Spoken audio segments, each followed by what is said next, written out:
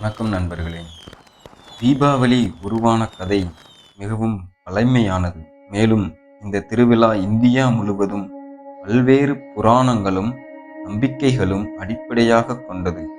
ஆனால் எல்லா கதைகளிலும் ஒரு பொதுவான உண்மை என்னவென்றால், இருளை ஒளி வெல்வது என்பதே தீபாவளியின் அடிப்படை பொருள்.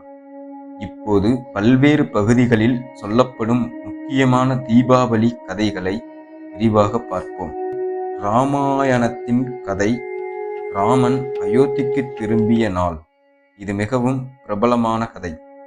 ராவணனை அழித்து சீதையை மீட்டுக் கொண்டு 14 ஆண்டுகள் வனவாசம் முடித்து ராமர் அயோத்திக்கு திரும்பிய நாள்தான் தீபாவளி என்று கூறப்படுகிறது. அந்த நாள் மகிழ்ச்சியில் மக்கள் வீடுகளின் முன் நெய் விளக்குகள் ஏற்றி நகரமெங்கும் ஒளி பரப்பினர். அதிலிருந்து தீபாவளி ஒளி திருநாள் என அழைக்கப்படுகிறது. இது நன்மை தீமையை வெல்வது என்ற அர்த்தத்தை தருகிறது. நரகாசுரன், கண்ணனும் சத்யபாமாவும். தென்னிந்தியாவில் அதிகம் சொல்லப்படும் கதை இது. ஒரு காலத்தில் நரகாசுரன் என்ற அரக்கன் தேவதைகளையும் மக்களையும் துன்புறுத்தி வந்தான். அவன் அழிவை கண்ணன் மற்றும் அவனுடைய துணைவி சத்யபாமா இணைந்து ஏற்படுத்தினர். நரகாசுரன் மாயமான நாள் நரக சதுர்தசி என்று அழைக்கப்படுகிறது. அன்று மக்கள் சூரிய உதயத்திற்கு முன்பே எண்ணெய் குழி எடுத்து தீபம் ஏற்றி கொண்டாடுவார்கள். அதனால் தீபாவளி அன்று காலை குளித்து புதிய ஆடைகள் அணிவது இந்த கதையிலிருந்து வந்தது என்று கூறப்படுகிறது. லட்சுமி தேவியின் அருள்நாள். மற்றொரு பாரம்பரியம் படி தீபாவளி நாளில் மகாலட்சுமி பூமிக்கு வந்து ஒவ்வொரு இல்லத்திலும் செல்வம் மற்றும் வளம் அருள்கிறாள். அதனால் அன்றைய இரவு மக்கள் வீடுகளை சுத்தமாக வைத்து ஒளியால் நிரப்பி லட்சுமி பூஜை செய்து கொண்டாடுகிறார்கள். அடுத்ததாக வாமன அவதாரம் மற்றும் பாலி அரசன்.